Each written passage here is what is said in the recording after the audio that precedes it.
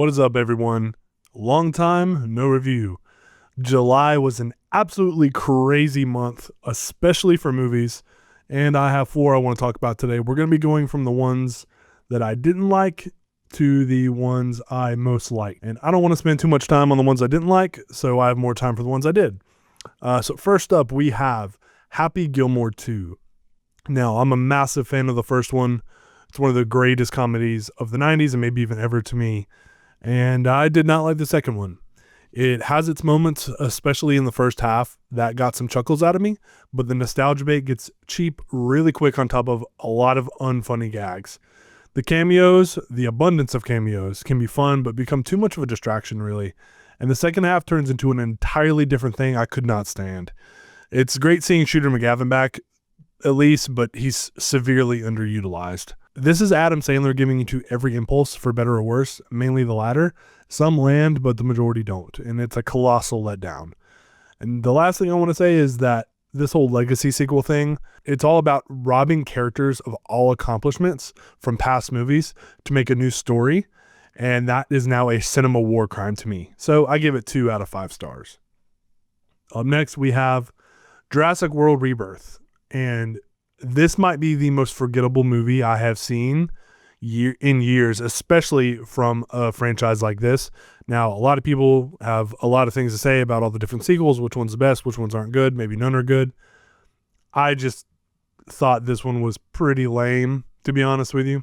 It's got some pretty tense set pieces, which made me hold my butt a little bit, but the rest is aggressively bland, like painfully bland. Every opportunity it has to do something new, it plays it safe, and it chooses the road of least resistance, and it's made a ton of money, and I guess I get it, but it's not what I wanted. And the ideas just aren't working for me. So is what it is. So I give Jurassic World Rebirth 2.5 out of 5 stars. Very mid. Up next, shockingly, we have Superman. Look, I'm a massive Superman fan. I'm a Superman fan before I'm a particular fan of any iteration. You know, some people are all about Reeve. Some people are all about Cavill. Some people only like Smallville. I love all of it. But I am a big fan of the Snyder interpretation. I'm saying that as a disclaimer because of a particular comment I'm going to make talking about this. But at the same time, Smallville is like one of my favorite TV shows. I love Christopher Reeve. He's the greatest Superman. And Cavill, I think, was incredible in the role. So with Superman 2025, there's lots of really good stuff here. I liked it. Corn Sweat is great. Brosnahan is great. Holt is good as Lex Luthor, and it effortlessly sets up a universe in an already established world, which I think was really important with how they're launching it. There's some really fun action scenes and the occasionally clever joke, but a lot of the other jokes made me feel nothing. They weren't ever cringe, but it wasn't as funny as I hoped, and it used humor more than I wanted. So I have to say, I'm also a bit disappointed. It misses greatness from a lot of underbaked story elements to head-scratching decisions and a lore change I despise, which is already pretty well known at this point. If you haven't seen Superman, slight spoilers, skip ahead about 30 seconds. But essentially, the decision to make Jor-El and Laura, Superman's Kryptonian parents, not necessarily good guys, but sending him there, telling him to kill, telling him to have a harem of women, to spread his seed, to kind of rule with an iron fist. Didn't like it, hate it, think it really conflicts. But I will say they mine a good arc out of it. But that's just one of many things. The movie tries to do a lot, and just not all of it works, ranging from dumb to silly to anger-inducing and everything in between. Despite enjoying it, I wanted more from it.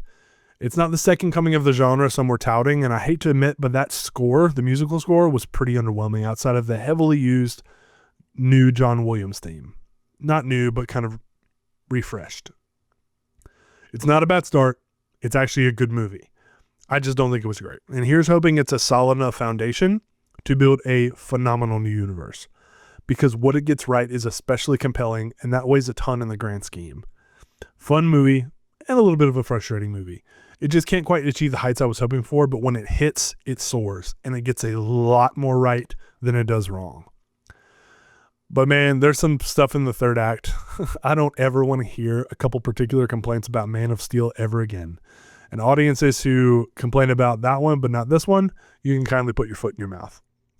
So Superman gets 3.5 out of 5 stars. Next up, we have The Fantastic Four, First Steps. I rewatched all the Fantastic Four movies leading up to this. You know, I enjoy the mid-2000s one. I hate the 2015 one. And while the one from the 90s that was never released is bad, it's got some charm. So I wasn't super excited for this one. I went in just kind of with expectations like, it's probably just another thing. And I was kind of blown away. There's wonderful aesthetics. It's gorgeously shot, solid performances, an amazing score, moving story with a shockingly pro-life message. I wasn't that excited for this, and I'm pretty floored at how great it was. I teared up multiple times, the parental message and weight of the responsibility, and love one feels for their child, timeless themes. Yes, there is some iffy CGI at times, and a fair portion of the humor doesn't land, kind of similar to Superman, but this sometimes feels more like a sci-fi family drama than a superhero movie. So a lot of that stuff comes and goes without fuss, as it's not the focus.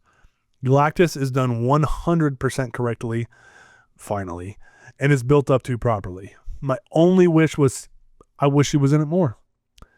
It's weird to me that the action scenes in this rarely involve the usual superhero fare, which you'd think would bother me because there's not even that much of it. But that's part of the F4's appeal, is that they are more than just punching bad guys.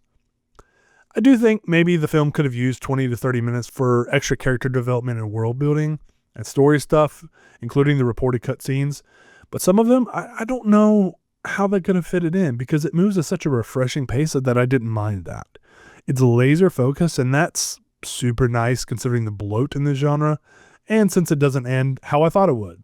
It assumes we know these characters and takes the first steps into evolving them into something new and unique, even if that title, other than what I just said, doesn't really fit the movie. Being standalone but acutely aware the cinematic history is all over this. It even pulls elements from every iteration before it, becoming a celebration of the F4 legacy and Jack Kirby himself. He'd be proud. People will say the MCU is back, but honestly, I don't think it ever left. Best F4 movie to date, and finally, it's done with greatness. The Fantastic Four First Steps gets 4.5 out of 5 stars for me. And last up, I wasn't planning to talk about this one, but kind of my movie of the year so far, and the best movie that I saw in the month of July, even though I think it technically came out in June, was F1. It's Top Gun Maverick with cars. It's from that team, and that may be a bit of an exaggeration, but Joseph Kosinski has another achievement on his hands. It's exhilarating, endearing, maybe a smidge long, and a bit predictable, but the execution is to the highest degree. I couldn't believe how well shot and edited the races were. I mean, like, edge of your seat, gripping your butt kind of stuff. Performances are all around great. Brad Pitt is insanely watchable. You know, some say he might be playing himself. I don't care. It worked. The humor works. It's funny. It all just clicks. I never thought that this would be one of the funniest movies I saw this year. I'd watch a series of these about Brad Pitt's character in different racing divisions because they kind of tease a little bit of that because he's just a driver that has done a lot of different things. And I really, really recommend that if you haven't been to the movies in a while and you're tired of comic book movies, which I understand, or Jurassic World doesn't interest you or whatever, go see F1. I thought it was super phenomenal. It gets 4.5 out of 5 stars for me as well. So yeah, a lot of movies, a lot of things to cover. Thanks for watching. And remember, always look for the good.